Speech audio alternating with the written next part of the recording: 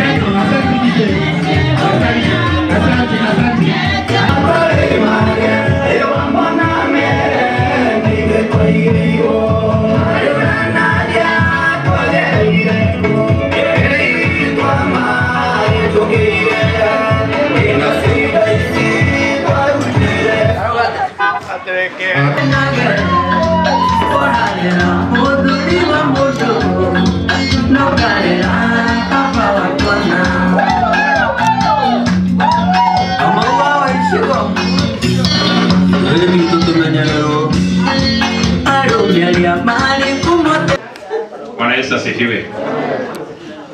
Hapa hata staili ya kusimama nataka nisimame hivi ndio niweze kuhubiria watu wote hivi ama kusemezana na watu. Naitwa Pastor John Adumo. Nimeokoka, Yesu Kristo ni mwokozi wa maisha yangu, na mimi ni mchungaji katika kanisa la hapa AIC Alaba. Congratulations young men. Bwana Yesu asifiwe. Naona sasa mnakuwa wanaume kamili kabisa, na asanteni kwa kuangana na wakielekea katika hiyo festive seasons. Walikuwa wanatembea, ijapokuwa saa hizi haiwezi eleweka, kuna kitu ilikuwa inaitwa caravan. Caravan, it was a group of people. Bwana Yesu asifiwe. Kwa sababu there was wangeweza kuvamiwa, so lazima mungetembea kwa kundi la watu wakienda katika hiyo festive season. Na katika hiyo hali wazazi wa Yesu walijua Yesu pengine ako tu nyuma yao, na kumbe Yesu alijitenga na wao akaingia kwa group nyingine, na alipoingia kwa hiyo group akabaki nyuma akifanya mambo. Wazazi wake walipofika nyumbani na kuuliza, na wapi mtoto wetu? Mtoto kumbe alikuwa ameanza kujitegemea, alikuwa ameanza kufundisha, akawa anafundisha mambo makubwa. Walipomtafuta Yesu siku kama 3, walipompata akawaambia mambo ambayo ilikuwa inashinda akili zao. Akawaambia, mimi nilikuwa nafanya kazi ya Mungu ambaye aliniitia. Hawakuelewa, lakini watu walitoa ushuhuda, wakasema huyu mtoto alikuwa 12 years. Edi, uko na miaka ngapi? Moga? Hii ni rika ya Yesu. Hawa wakuwa rika ya Yesu ni age mates. Bwana Yesu asifiwe. At that age Yesu alikuwa anapita katika masinagogi, alikuwa anafundisha watu wazima wasomi.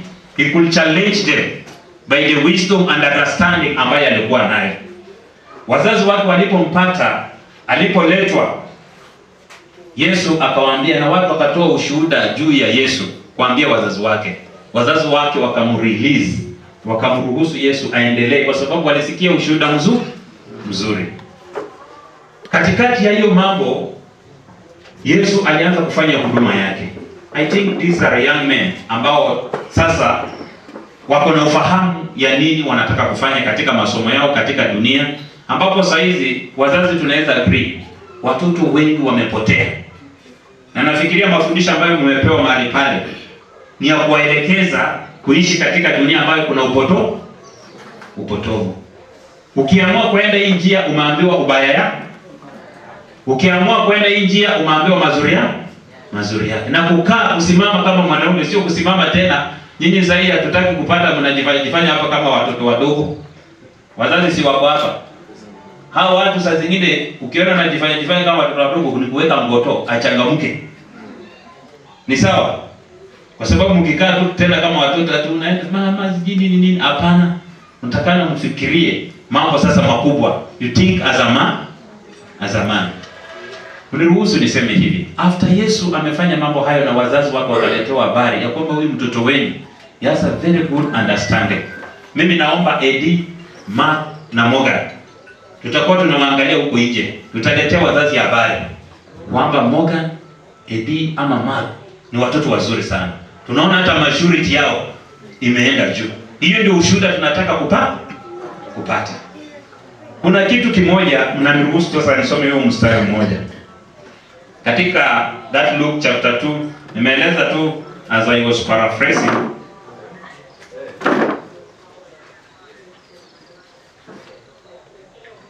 Verse 51 of Luke chapter 2 inasema, Jesus went with them to Nazareth and obeyed them. His mother was still thinking about all these things. Vitu hizo zote nimeeleza, zingine nimeruka. Mama yao alipokuwa anaenda na wao na Yesu, alikuwa anafikiria hiyo mambo sana. Lakini kuna neno moja hapa ya kwamba Jesus obeyed his parents.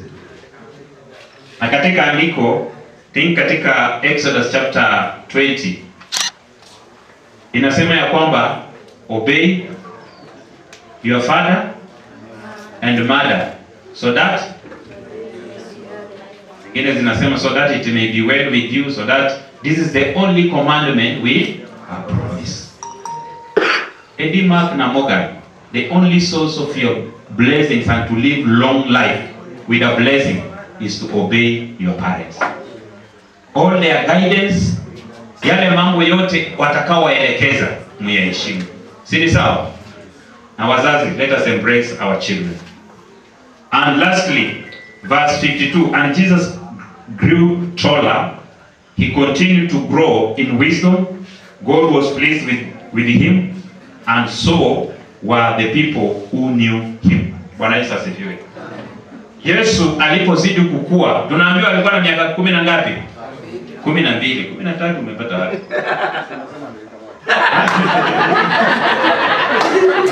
Bwana Yesu asifiwe. Yesu alikuwa na miaka 12. Na Biblia inasema alitii wazazi wa na akakuwa na akili nyingi. Biblia inasema alipozidi kukua, watu wazima grow taller, nyinyi mna grow. Hivi karibuni tutaona Tony, juzi tulikuwa tunani Tony sahi anashinda hata baba yake na hebu Tony simama. Si mnaona juzi si tulikuwa tunasherehekea sherehe yake. Sasa hiyo ni mwanaume. Si mnaona hata venye anasimama kama mwanaume. Bwana Yesu asifiwe. He has grown taller. Biblia inasema Jesus Christ grew taller in wisdom, in good health, and in favor before God and before men. Mimi naomba mnapozidi kukua, mkue na akili. Kuna kitu inaitwa siku hizi common sense. Kuna ile akili hata hitaji ya shule. Na hekima inatoka kwa Mungu. Hii akili ya common sense inatoka sana kwa Mungu. Kuna watu hapa hawajasoma lakini wakikuchallenge unashangaa. Bwana Yesu asifiwe. Sijui kama mmewahi ona watu kama hao. Huyo mtu ni hatari sana. Hata usome ufike mwisho ya masomo, hawezi fikia mtu kama huyo. So naombeni, mtakapozidi kutii, grow in wisdom. May you be full of wisdom. Ingine, may you be full of good health. Afya mzuri. Afya haitoki tu, daktari atawaeleza hapa. Afya inatokana na vitu yenye unakula, ama the way you expose yourself.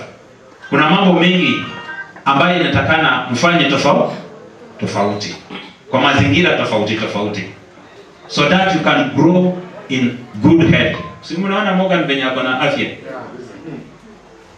Mnaona Eddie, hao watu wako na afya. Tunatamani muendelee kugrow katika afya na hekima. Unakuwa na afya tu na hakuna akili. Sijui kama mmeona watu kama hao. Venye watu wanataraungu watu wa aina hiyo. Mtu tu ako na mwili mzima na hana akili. Kuna mtu mwingine akasema mahali msemo nasikianga pia kwa status, at even fools grow. Mmeisikia kitu kama hiyo? Even fools grow what? So, ninaombeni sana muige mfano ya Yesu.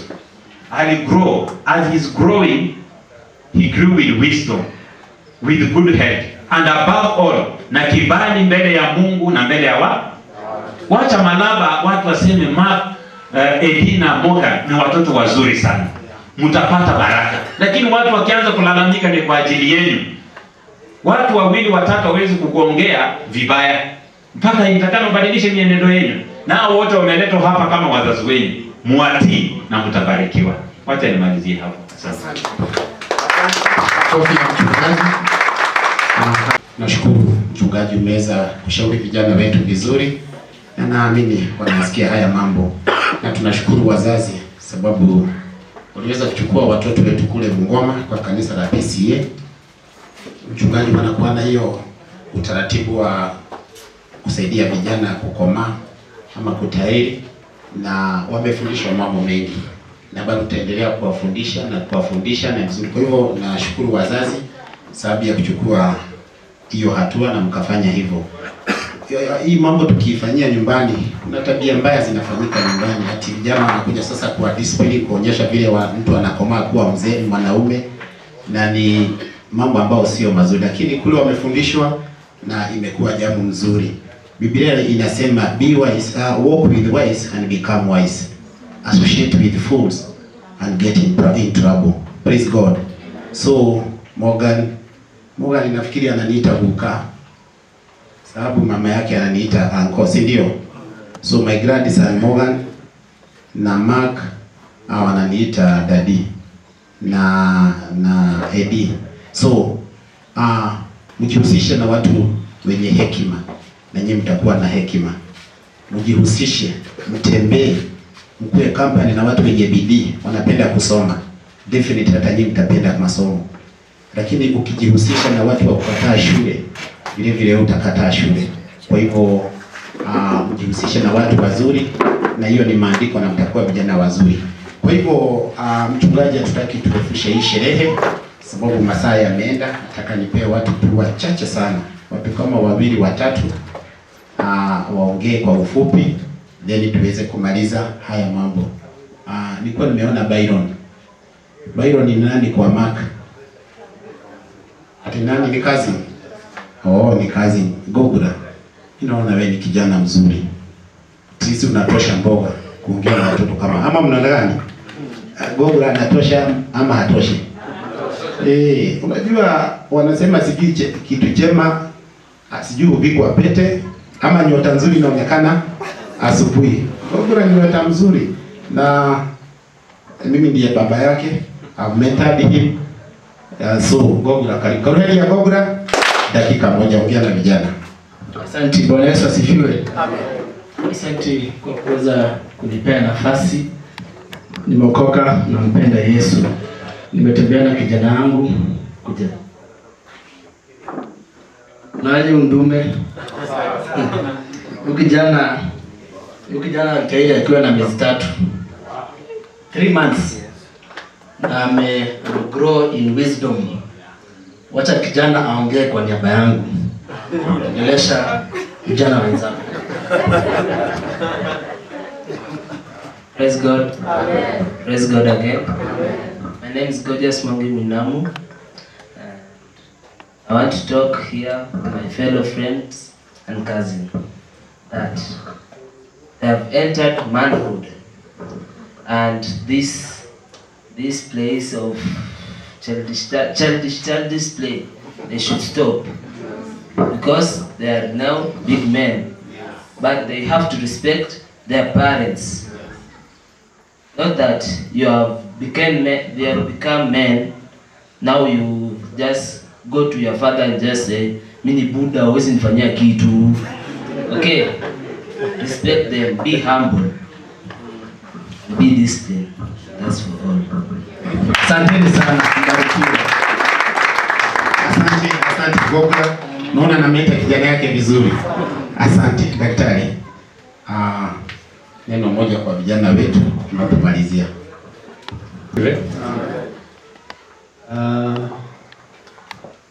Kitu cha kwanza, nashukuru Mwenyezi Mungu kwa siku ya leo na viongozi, pastors na MC. Asante kunipa hii nafasi.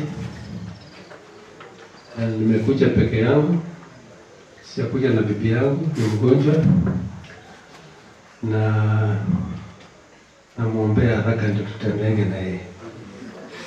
Asante sana. Kwa familia Mkomoini na Kabaria, you've done a good thing. Metulisha, mefurahi. Kwa vijana Morgan, Eddie na Mark. I believe Mark is the youngest. Huh? Mark, are you the youngest among the 3? Yeah. This I've had time to interact with them.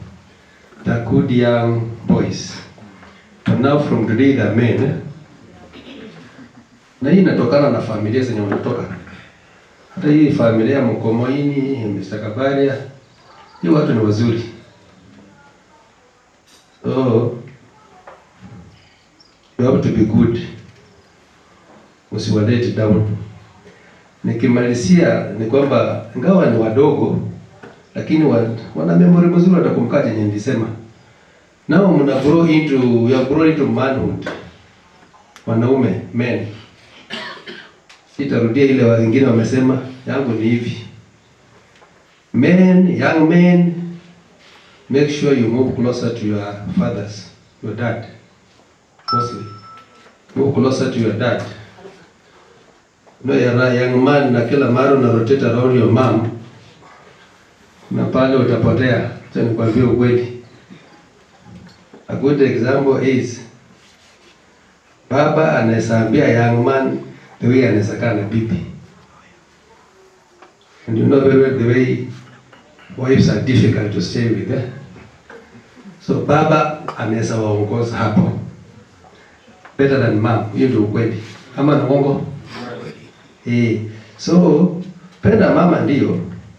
Lakini tafutanga nafasi unakaa na baba. For those who have no fathers, unasemanga tafuta mjomba, ango. Yes. A man to be straight, you move to around a man who's a good role model. Then you become straight. Otherwise, thank you sana. Ubarikiwe sana. Na muendelee kufanya bidii kwa shule, sababu najua mko na masomo. Fanya bidii. Si mnanielewa vizuri? Asanteni. Thank you. Asante daktari. Tunaenda tukimalizia sababu hataki tuongee sana. Kwa hivyo nafasi hii kwanza nitambue uwepo wa mke wangu. Ndio unaona anacheza na mjukuu. Kama kuna mtu alipata mjukuu akafurahi ni mke wangu. Karoheni ya mke wangu. Asante MC. Mungu akubariki. Nichukue fursa hii kuwasalimu nyote katika jina la Yesu. Jambo. Bwana Yesu asifiwe. Langu kwanza ni kushukuru sana familia ya Babana Nesh wa Chief na pamoja na familia ya JMO kwa sababu ya makaribisho haya. Asanteni kwa sababu ya kutukaribisha vizuri. Kura jana usiku tulilala tukikula, tena tumeamka kura. Si nyinyi ni wabarikia. Mungu wabariki na watende mema. Mama Nesta nafikiri tutatengeneza mili na hizi familia. Kwa sababu tunakula saa yote kwao. Niseme kwa vijana wetu yana ya JMO Morgan, tuko na Mark na Edi. Hawa ni vijana wazuri. Kama vile daktari amesema, hawa watoto wamekuwa kulingana na vile wamelewa na wazazi wao. Na wamelelewa vizuri na sina wasiwasi na hawa watoto, ni kwa sababu tumekuwa tukiona tabia zao. Kuna mtoto ambaye Mama Nesta unaweza shuku tabia yake, lakini hawa watoto wako na tabia nzuri. Kwa hivyo tumekuja tu hapa kushukuru Mungu kwa sababu yenu. Ni kwa sababu ya jinsi Mungu amewatenda mambo mema. Sasa amewatoa kwa stage ya utoto, mmekuwa wanaume sasa. Bwana Yesu asifiwe. Na kwa hivyo mimi nataka tu niwaachie neno moja kama katika Biblia in Psalms 119 verse 9 to 10, mtumishi wa Mungu Daudi akaongea na akasema, haleluya,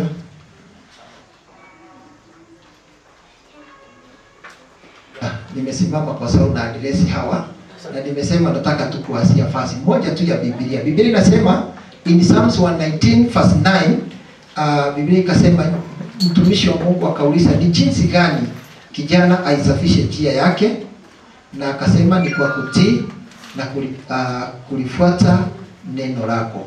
Bwana Yesu asifiwe. Kwa hivyo ninaomba tu vijana wetu muweze kumtii Mungu na kufuata neno lake. Mkifanya tu hayo, mengine Mungu atawasitishia.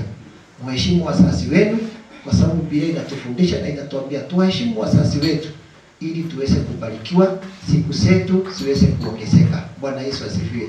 Kwa hivyo saa hii mnapokuwa wanaume, najua Mark ndiye najua sana mama Ana. Mark anapenda kuendesha baiskeli. Kuna wanashindananga hapo na watoto wengine. Mark kuanzia saa hii, mambo ya kushindana kuendesha baiskeli na watoto, nikikuona nitakuita kwa duka yangu na nitakunyorosha, ni kwa sababu sasa wewe ni mzee. Sasa mambo ya kushindana, sasa waanze kushindana kuendesha gari. Si umesikia daktari amwambia mkae na wazazi. Sasa anza kuuliza dadi mambo ya gari, lakini mambo ya baiskeli sasa tuachie akina Nishi, akina Ethan, akina Mwangi, lakini nyinyi nikiona mnashindana kukimbizana na baiskeli nitawachapa. Lakini hawa najua ni wazee wazuri. Si Mungu awabariki na watende mema. Asanteni sote ni kwa sababu ya kufika mahali hapa. Nashukuru nimepatikana hapa, sikuwa nafikiri nitakuwa nafasi ya kusema. Sasa nataka kutoa shukrani zangu kwa sababu ya Mungu. Mungu ambaye aliwaaminia wazazi wa watoto hawa. Mungu akawaaminia, akawapa. Praise God. Tena amewaaminia kizima cha kuwalea. Wamewalisha vizuri. Hii ni kung'ang'ana na hawajafika mwisho wa kuwalea, si bado wanaendelea. So huyu Mungu aliyewaaminia wazazi hawa watoto na akawaneemisha kwa gharama mpaka hapo wamefika, azidi kuwaneemesha neema, wazidi kuwalea vizuri. Wanaitwa young men sababu wameshavukishwa hiyo kiwango kwa namna ya kupata tohara.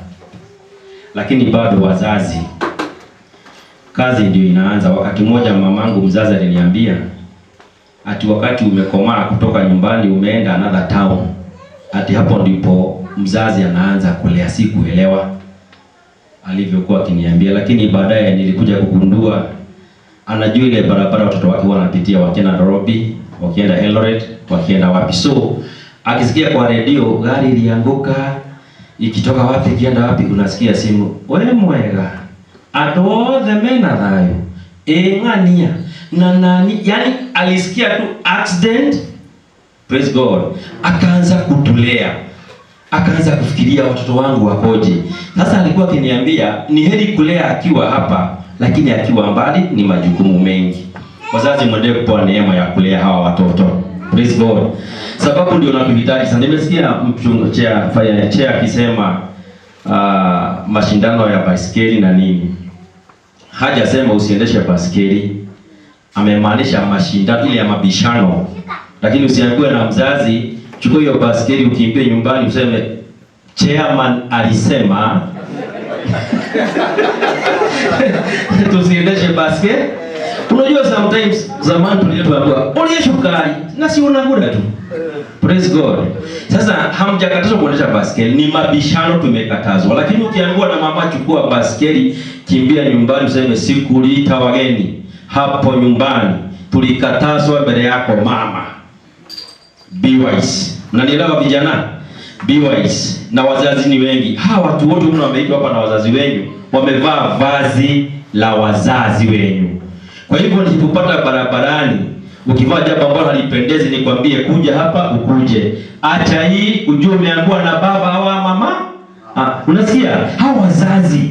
Ila ukutana na mama yote akwambie kuja, mbona unafanya hivi? Umekomaa kiwango cha kujua nimekatazwa. Tunaelewana vizuri? Naona mmeelewa vizuri, mmejaa. Huyo ananifanya kompe kwa kamwili na go happy. Baba yake ako wapi? Oh, how are you sir? Umelesha vizuri. So watoto mnafunzwa mheshimu wazazi, heshimuni wachungaji. Heshima hainunuliwi kwa pesa. Kunyenyekevu hainunuliwi kwa pesa. Kuwa mwaminifu. Ukiambiwa na mama fanya, hakikisha hatarudia mara ya pili kwa sababu uliitwa men. Nikimbilie kwa duka niletee sukari, anashughulika baadaye. Nilikwambia ukimbie, kukua mtu mzima ni kubadilisha. Zamani alikwambia ufanye, ungali unaendesha baiskeli. Sasa hizi mzazi akisema fanya, simamisha mambo yako kwanza, fuata ya mzazi. Tunaelewana vizuri? Na mpaka hapo niseme nimesimamia wazazi wote. May God bless you and God keep you. Asante Bwana Shakaina. Ana sauti. Ni Shakaina sio mwili peke yake. Mahali sauti ni uli. Karogeni ya Shakaina. Ana sauti nzuri sana. Asante. Kuna watu wengi tungepea nafasi waongee na wangefurahia na wanatamani hii mic. Kama namna gani? Lakini tumechelewa. Utakubaliana na mimi? So ukubali tupee wazazi. Mimi najua imani tukipea Mama Nesta bado ataongea, tukipea Denise ataongea, mtu yote GS, baba elimu pale mzee. Kitinda mimba yangu wako mbali huko Australia, naona mnanifuata vizuri. Kwa hivyo bwana Jemo, naye kwa Jemo ni first born. Karibu Jemo. Kwa ufupi twende tukimalizia. Asante. Bwana Yesu asifiwe. Amen. Hamjambo wote? Hata mimi niko sawa. Nashukuru. Nashukuru Mungu kwa nafasi hii na ambaye ametuwezesha tukuje mahala hapa tufurahie na watoto wetu kwa sababu wamevuka daraja, na hiyo ni stepping stone.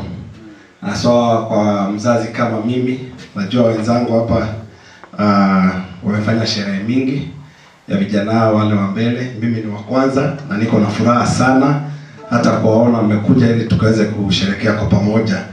Tumewaeleza mengi kama vile tumeambiwa, na mimi nitazidi tu kuambia tu mambo na respect, heshima. Heshima ndio kitu ya maana. Si ni sawa? Tumeongea sana kule, tumeongeleshwa nyumbani. Kwa hivyo tuzidi tu kuwa na heshima kwa wazazi. Mtu yote ambaye ni mkubwa wako, si ati yule mzazi wa kukuzaa peke yake. Si ni sawa? Kama vile mmeambiwa na Shakaina, hao wote ni wazazi. Kwa hivyo hapo na ruhusa ya kukukanya, ya kukuchapa ama kukuelekeza. Si sawa? Msione mmekuwa sasa wazee ati hamwezi chapwa, ati hamwezi mkatuletea nyenyenye. Si ni kweli? Tuende na njia ambayo inampendeza Mungu na njia ambayo inafaa. Sitaki kuwachosha na mengi. Mungu awabariki. Asante. Okay. Asante. Asante. Asante. Okay, God is good. And all the time. Mnapendeza sana. Mko smart. Kwanza tunashukuru Mungu kwa sababu ya kutupatia fursa hii ya kuwa pamoja nanyi. Na pia tunashukuru Mungu ni kwa sababu vijana wetu kuingia chandoni na kutoka si bado ni kitu. Kwa hiyo tunasema ni asante sana. Mimi nitakuwa mchache wa maneno. Kwanza nakushukuru sana MC, umetuongoza vizuri. Pia nishukuru sana ndugu yangu Karanja kubali tufanyie bate hapa kwako. Tunashukuru sana kabisa. Tumekula tumeshiba, chakula ni kitamu. Mimi nitaelezea tu vijana maneno mawili matatu yenye itakuwa inawaongoza kwa maisha yao ya baadaye. Kwanza nawashukuru. Ni kwa sababu kwa vijana watatu, hao ndugu watatu, hakuna mwenye tulilazimisha kwenda huko. Watu walikuwa wanasema utaenda. So walikuwa wameamua kwenda na wakaenda na wakafaulu. Lakini kitu yenye umepata huko ni mark tu umepata ya kuwakumbusha ya kwamba umetoka stage hii kwenda stage nyingine. Niko na maneno tu kama matano yenye nataka kuelezea tu kama mzazi. Ya kwanza, muelewe, msikize ndio muelewe. Stay true to yourself, be authentic and don't compare yourself to others. Naelewa? Don't compare yourself to others. Set goals and work towards them. Define what you want to achieve and take small steps towards it. Surround yourself with the positive influence. Choose friends who uplift and support you. Number 4, learn from the failures and mistakes. Learn from the failures and mistakes. Don't be too hard on yourself. Use setbacks as opportunity for the growth. 5, the last one. Take care of your physical and mental health. Prioritize self-care, exercise, and seek help when needed. Sawa. Sio maneno matano umesikia vizuri. Do you understand English? Are you okay with that? Asanteni sana. Mungu ako na nyinyi. Discipline is the key. Ukiwa na discipline hii mambo mengine yote inakuwa rahisi. Simbarikiwe sana wana Maraba. Asanteni sana. Karibuni yake. Asante Bwana Runeshi, umeongea vizuri. Na Runeshi amerudi shule. Umesikiaje hiyo mambo? Umeongea hata kuliko daktari. Asante Runeshi. Ananipeaga jasho shanza. Sasa lazima nianze kutafuta hiyo sasa. Sikubaliki aliwache nyuma sana. Namfuata na ni vizuri. Ni vizuri tuendelee kujifundisha at least tupate kitu ya kueleza watoto. Sasa mwenye umeuzia uoga ni ndugu yako mkubwa sasa. Usijali. Amesema tusishindane. Don't compare yourself with anybody else. Fanya yako. Karibu.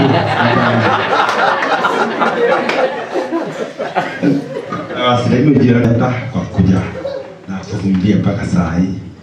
Nashukuru kwa kuvumilia kwa sababu chakula ilichelewa kidogo.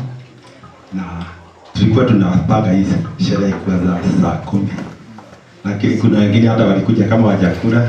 Sinashukuru kwa sababu mmevumilia na tumekula pamoja. Yangu machache pia nikisema wakati Maki aliniambia nataka kwenda huko, mimi sikuwa hata nafikiria. Nilikuwa naona bado amalize primary, lakini yeye aliniambia wenzake wanaenda, kashinda venye atabaki peke yake.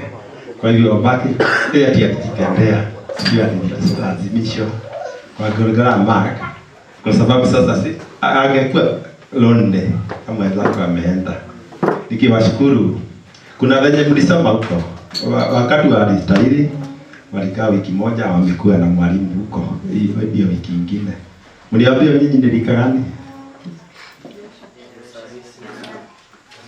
Atilika ya Jasa generation. Kwa hivyo mkumbukange hiyo, na mmesoma huko ni mengi. Jasa generation.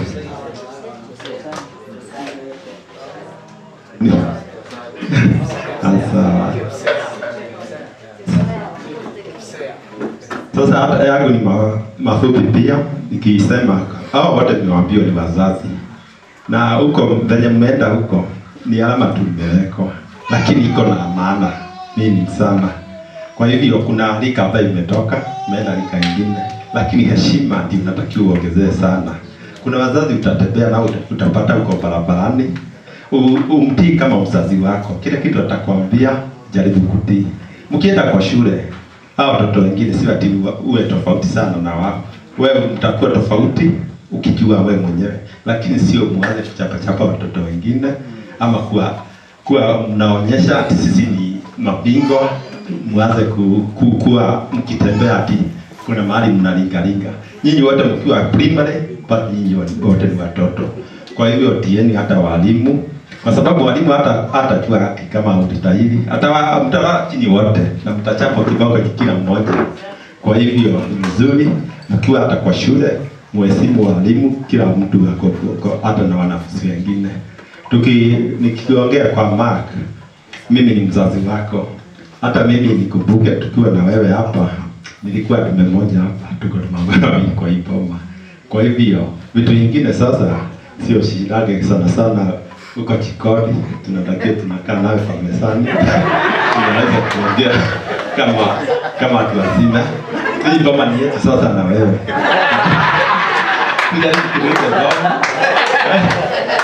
Kuangalia na kila jambo unaona, sio ati umepita hata jikoni unatakiwa kila kitu naona mahali imekaa faya. Sio lazima ati kuja nikwambie Mark ni kitu hapa. Lazima tutengeneze hapa na leo nyingine. Na washukuru na kuachia baraka ukiendelea kwa maisha. Wewe bado mtoto wangu ni mzima, tuendelee pamoja. Nikuwashukuru, bado chakula ziko kwa wingi, msitoke, kuna bite na kuna supu, tunaendelea naye pamoja. Karibu sana, kuna makaka mdogo ako hapa anajua sherehe zaidi, na maybe hata wengine hawajaiona, maybe kuanzia hapa utaiendesha bado. Sawa, asante. Karibuni ya Baba Mark, ameongea vizuri. Tunashukuru. Kujeni tu ndio pia wageni wenu muweze kuona wageni wenu, na mmetupikia vizuri, na watu wamevaa nguo zinafanana hivi na ukose kuwatambua, si ni mbaya. Karuheni yao. Asante. Mkuja mkusalimie wageni wenu. Karibu. Bwana Yesu asifiwe. Habari za jioni. Sasa mimi niko na sauti? Naweza. Barikiwe kuja kusherehekea na watoto wetu. Hai. Mko smart. Mbarikiwe. Vile mmeambiwa na watu wengi, heshima. kuheshimu baba yako. Pia mimi niko ndani, si ndio? Mbarikiwe nyote kwa machache. Yeah. Bwana siku wageni wetu.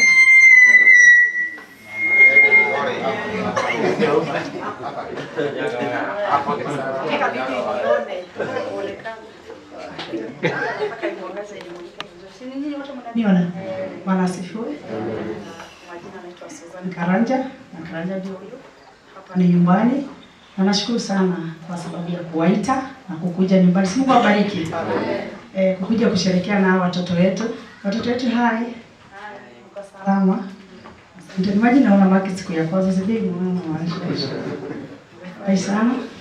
Nimejua nimepia nimepata mwanaume mwingine hapa. Mabaki peke yangu hapa. Mungu anisaidie. Sikiwe sana. Asante. Karoheni yake na ukimalizia utakaribisha kaka Mandwati atuonyeshe naye yake. Na itakuwa vizuri. Karibu. Sikutaka kurudi kuongea tena, nikusahau tu nilisahau. Nyinyi wote ni wa maana, lakini kuna mmoja mwenye amenisaidia sana na ni Dr. Ampex, kwa sababu kama vile umesikia hao vijana tuliwapeleka PCA Bungoma, walikuwa na mama Bungoma huko, na walikuja hapa Maraba, walikuwa naishi Kongo. Hata sasa bado wakitoka hapa wanaenda Kongo, lakini hata kama si daktari waliwashughulikia. Kila mara asubuhi huwa anapita pale, anawaangalia, ananiambia Runesh, hao watoto wako sawa, usiongeze kitu yoyote. Nikiambia Ampex nimpatie kitu ama nitume kitu, anarudisha Kongo. Anasema wewe ni rafiki. Sasa nikikujali na wale vijana wangu tutakuwa tunafanya nini? Sio ni mtu ya maana. Sio tumkie Karuheni. Nyingine asante sana. Sasa kwa mamlaka ya MC wacha tukaribishe kaka Mandwati na tuendeleze kwa hiyo kipindi kingine. Karibu sana kaka Mandwati. Wageni wote. Bwana asifiwe. Majenzi mpo? Kitu ya kwanza ile maneno nilikuwa nimepanga kuongea. Kuna mtu mmoja ambaye amenipea challenge, na atakapofika miaka ile tunaendelea, anasimama. This young man, ile kitu amesema, kama mmekuwa kini, huyu anaweza kuwa a very good counselor. In fact, kuna point yangu ambayo ilikuwa ndio ya maana sana, ameigonga hapo. Keep it up. Yes. Hii sherehe kwa Kikuyu nitaenda sana, sababu mkisikia nikiingia Kikuyu sana msiseme nimepindua. Unajua hawa watoto wetu hii tohara wamepata Kikuyu, ni wa Kikuyu. Na sasa kama kuna unaona mahali walikuwa kanisa, kuna kwingine nao wanaenda kwa wazee wa Kikuyu elders. Sasa na yote Kikuyu culture na hii ya Christian ziko sababu, isipokuwa ni watu huwa wanataka exaggerate because ya wale waliharibu maadili, especially wale watu wa kwetu pande ile wako na jina lingine sitataja, walikuja kuharibu maadili ya culture. Si mnaelewa? Daktari amesema, lakini sitataja. Kitu ya kwanza, vijana kikanisa nini na address. Kikanisa mmepewa age group inaitwa haya, lakini in the Kikuyu culture now nyinyi ile rika mmepewa, isipokuwa Mark amekimbia. Simesema Mark ako yeye yuko grade 9 grade 9, lakini ile rika mmepewa in the Kikuyu culture inaitwa G91 grade 9 1. Hiyo ndio rika yako. Ukienda na huko sasa, ukitembea kwa Shosho Murang'a ukute uka huko wakuulize wewe walikaleleko G91.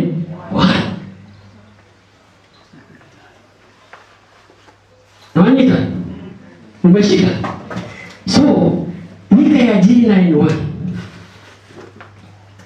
kitu ya kwanza, maadili ya kwanza,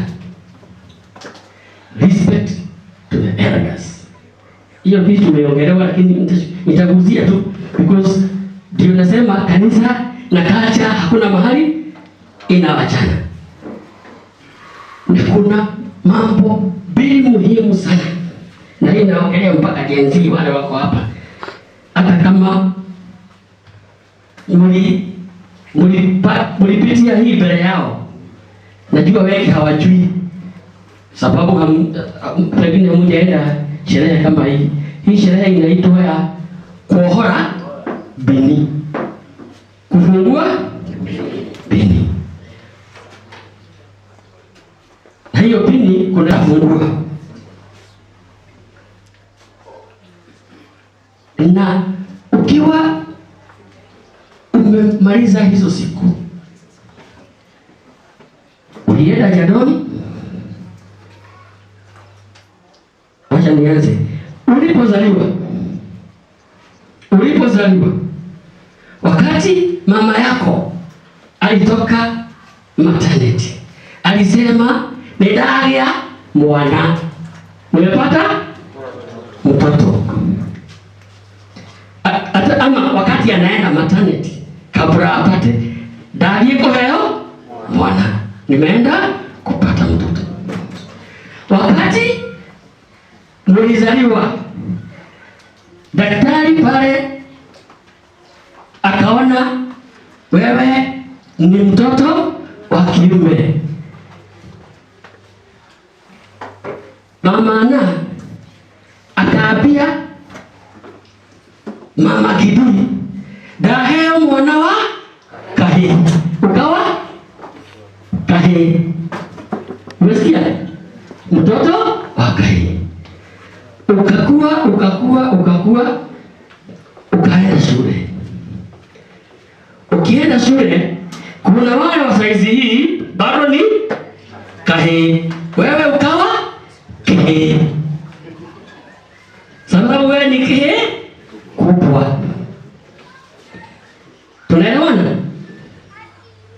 Lakini sasa wakati imefika hii, umekuwa mtu wa kwenda ukapashwa tohara. Joge, kuja hapa. Hawa vijana umekuwa na wao, sio? Tulipokupea uende huko, tulikupea wakiwa nini? Kiovie. Sasa ungeturudishia wakiwa nani? Anake. Bas, anake. Maana ya mwanake, mnajua inamaanisha nini? Mnajua? Mwanake, keti. Mwanake inamaanisha mwanake. Mwanake. Mtoto shika. Beleni hawa wamama wenu, sasa nitatumia wamama hapo. Wamama, wewe ulikuwa unaenda unakuta mama yako Mark nikumbushe jina. Morgan na jadi ulikuwa unakuta mama yako wakati unataka nguo. Mama yako alikuwa akienda na hapo kwa duka ya botiki. Anaona boxer zimeandikwa hapo, anaona hii size ya mtoto yangu. Kutoka saa hii wewe mambo ya kununua boxer na mama yako imeisha. Mama yako unamwambia ninataka ndio nakwenda mwana mtoto shika hii pesa uende ununue.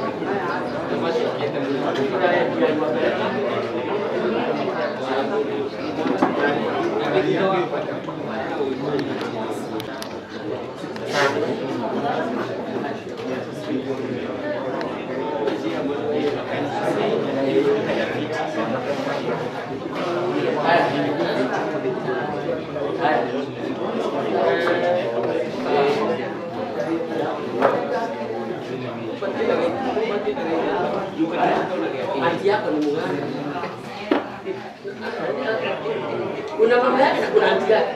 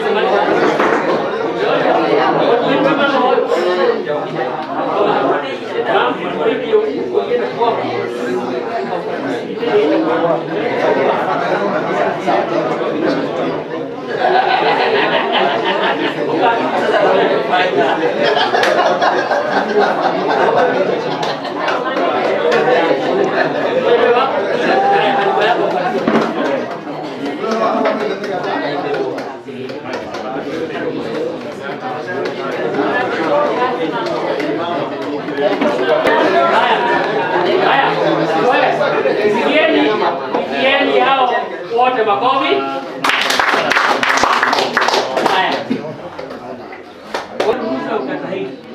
Sasa tunataka kuona sasa nyinyi mulipeana kazi yenu kwa sababu ni wanaume.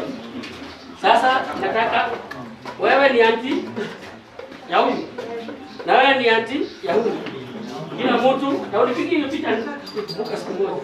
Kila mtu afungue hii pini yake. Fungua hii pini na upige mimi hiyo picha.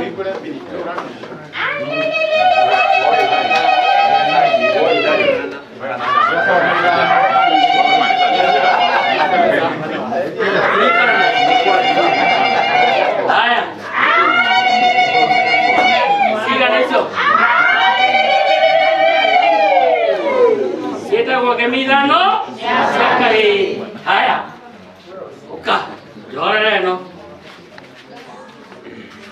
Haya.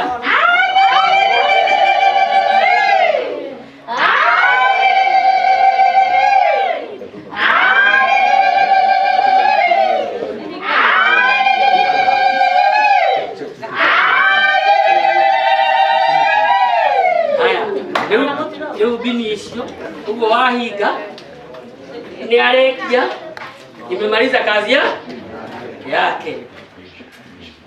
Maana ya hiyo bini tutawaambia. Hiyo tutaeleza sana ile uje weke Suda. Pastor John Gidi na chini ya chair. Ngine ni hapa mweke. Witness.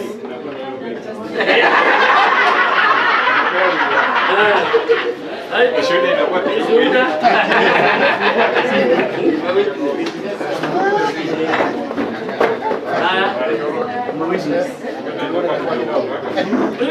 Hilo wazee.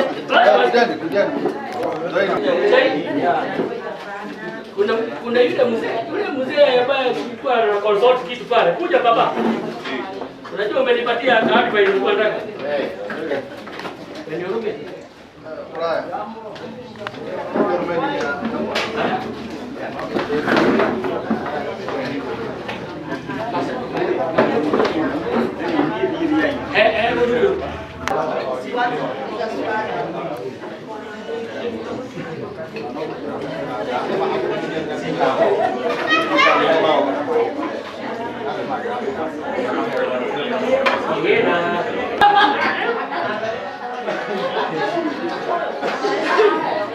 Hello.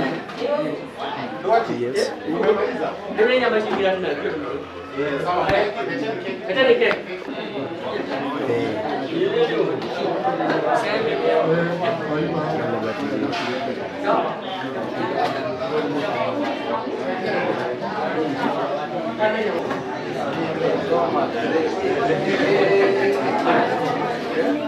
Sasa fanyeni mambo ya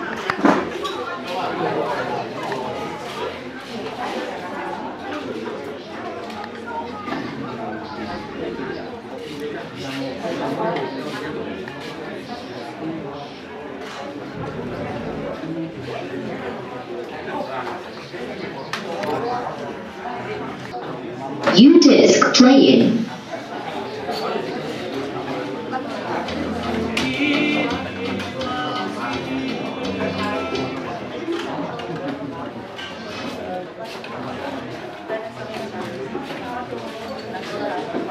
Line in.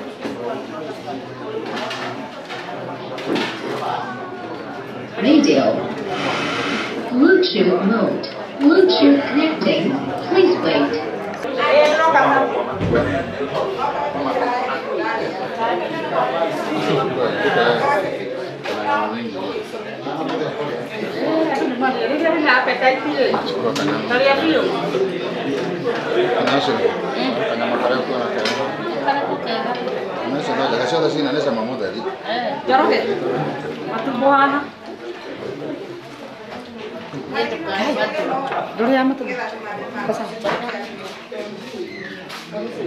Bluetooth connected.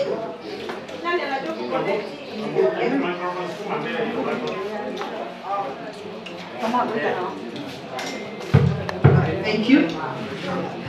Mwadhania, we have walked this journey together. Hata kama wamama waongeagi sana iru waine niguo no ni tondu wa keki umuthi ni tukwaria tondu nani ndio muciari haha ndimathomithitie walikuwa watoto wangu wa Sunday school and I can confirm that they are good boys and well behaved. Kwa hivyo tunapoendelea kuwasherekea and you can see we are celebrating you in a style. Si ndio Mark? Morgan, we are celebrating you people in style. Kwa hivyo nadhani hata mmefurahia kwa sababu ya mambo yote ambayo tumewaandalia. We just want to appreciate you and to make you people happy. Kuna mtu amesema ati wakati when you are growing, just grow in the fear of God. Mengi mumeambiwa, so there is nothing much that we are going to add. Ours is just to celebrate. We cut this cake together and we join us. Na hii keki nataka tutakata sisi wote. It's you now to serve us with this cake. Because as we have appreciated you na kuwapatia keki, si ndio? And you are going to appreciate us in return. Are you getting me? Sasa nataka tuendelee hapo kwa keki, wengine wakiendelea kukula, na inarudia kwamba keki imeandikwa Mr. Mwaneki, keki imeandikwa now adults. So it is just going to be eaten by adults. Kwa hivyo ndona wagero wa mtugana inine, tafadhali mumwele keki ni ya adults. Please mwenye amekaa karibu na yeye amwambie ni ya mumdukaga gigakinya haha. Okay, come my boys.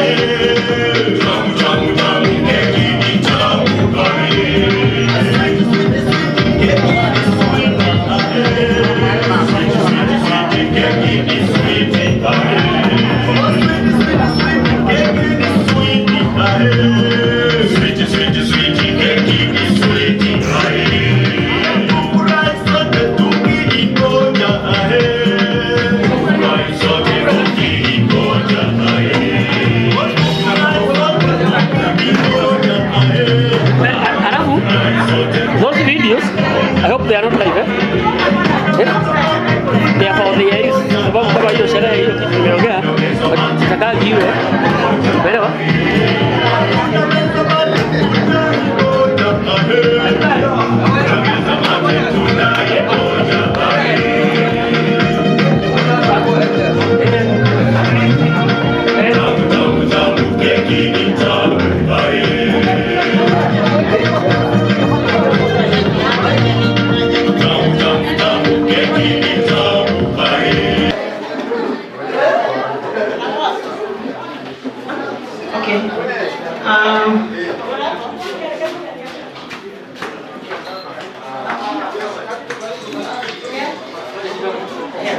Mama Ken, Mama Shiro, msimame hapa.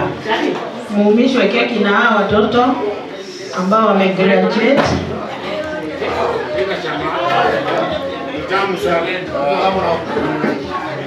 Okay, Morgan, chukua keki. Umisha mama. Umisha mama. Very good. Haya, Mark, chukua kwa kingine kwa sasa mbele. Haya, umisha mama.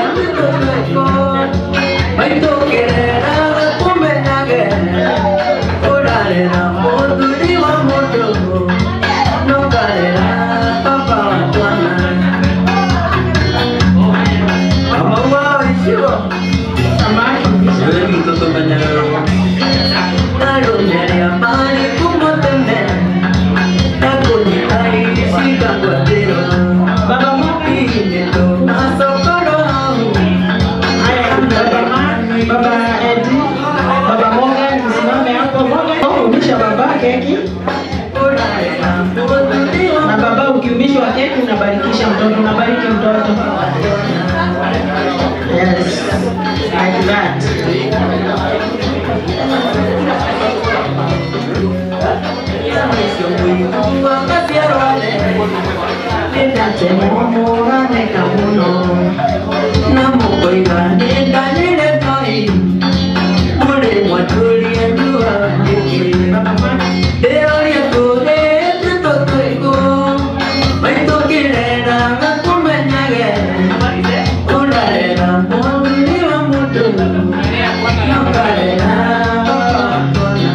Very good. Haya, hao wazazi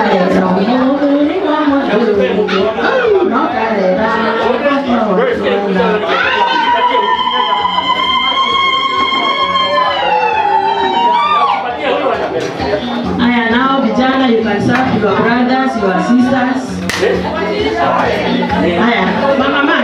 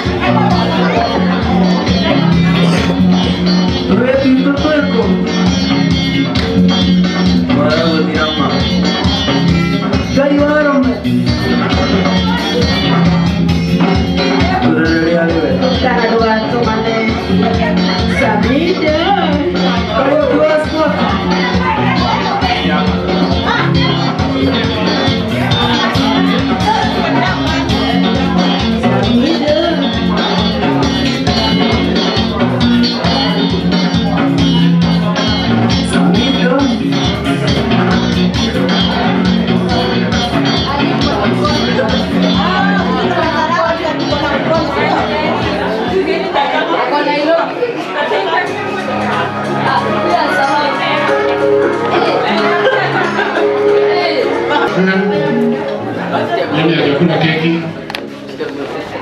Nani hajapata keki? Mtembeze keki kila kona. Haya. Tunataka tumalize tuweze.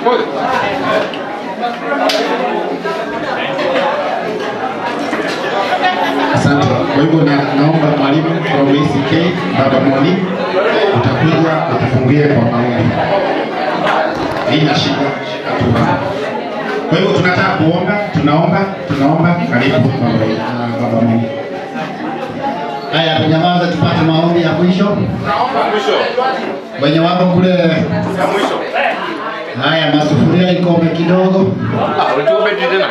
Wakina mama, pokea keki tu lakini nyamaze.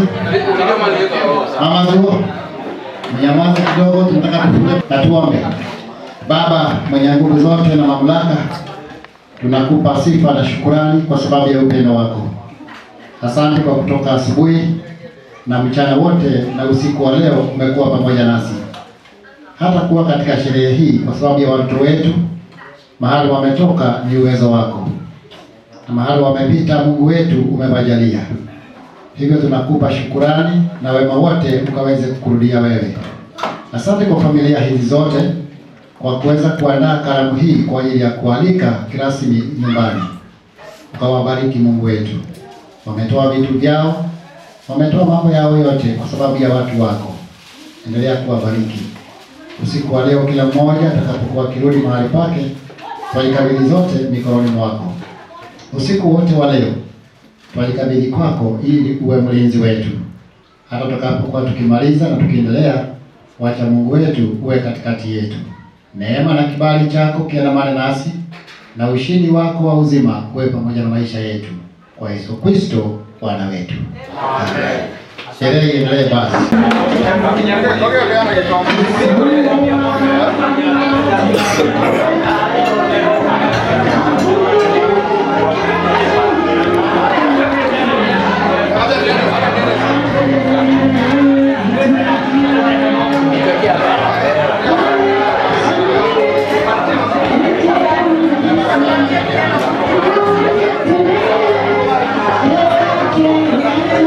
Ah